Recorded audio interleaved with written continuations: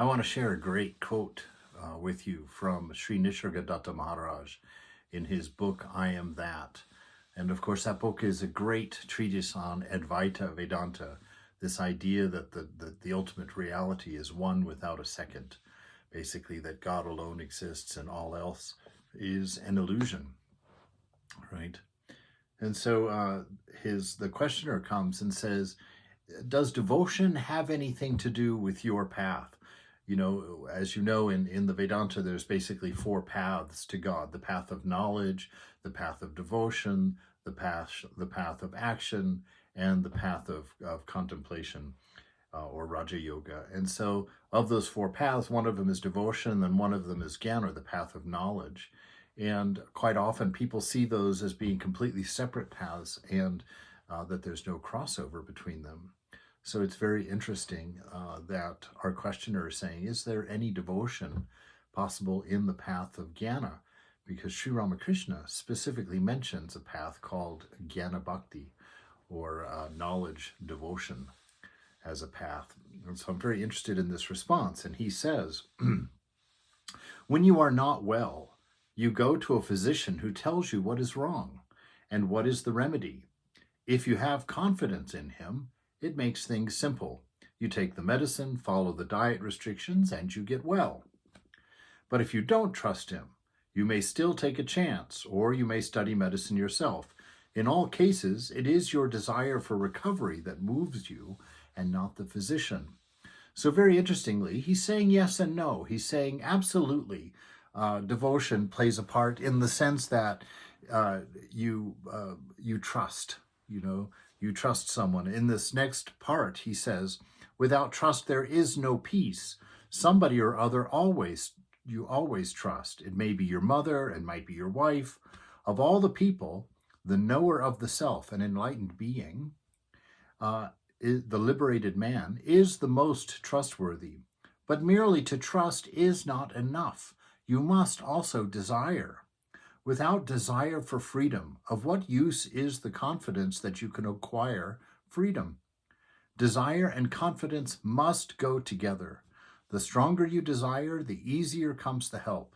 The greatest guru is helpless as long as the disciple is not eager to learn. Eagerness and earnestness are all important. Confidence will come with experience. Be devoted to your goal, and devotion to him who can guide you will follow. If your desire and confidence are strong, they will operate and take you to your goal, for you will not cause delay by hesitation and compromise. The greatest guru is your inner self, the greatest teacher. Truly, he is the supreme teacher. He alone can take you to your goal, and he alone meets you at the end of the road. Confide in him, and you need no other guru. But again, you must have a strong desire to find him, and nothing that will create obstacles and delays. And do not waste energy and time on regrets. Learn from your mistakes and do not repeat them. What a great answer right there. It's like, yes, there is a devotional aspect to it in the fact that you have to trust a teacher, right? And even if that teacher is the indwelling guru, even if that is the greatest teacher, there's still a relationship between you and that inner guru, a relationship of trust, a relationship of love, as you go forward according to your desire to be free. And so, yes, you have to have a devotion to the path, a trusting of a teacher, someone that you're willing to open up to, willing to do what they say, willing to trust them in the way that they're leading you. And of course, the enlightened soul, or an incarnation like Buddha or Jesus or Ramakrishna, they are to be trusted the most, according to what he just said. And that in the beginning, that external guru is very helpful, because due to egoism and a noisy mind, we can't hear the knowing of the inner guru. That takes at least a little bit of training to get yourself accustomed to being silent inside, to having a silent mind, so that in that silence you can have this knowing of the inner guru. Until then, it's important to have an outer guru, to follow someone that you trust, someone that you want to be like, someone that you believe or know has reached the goal and can show you the way.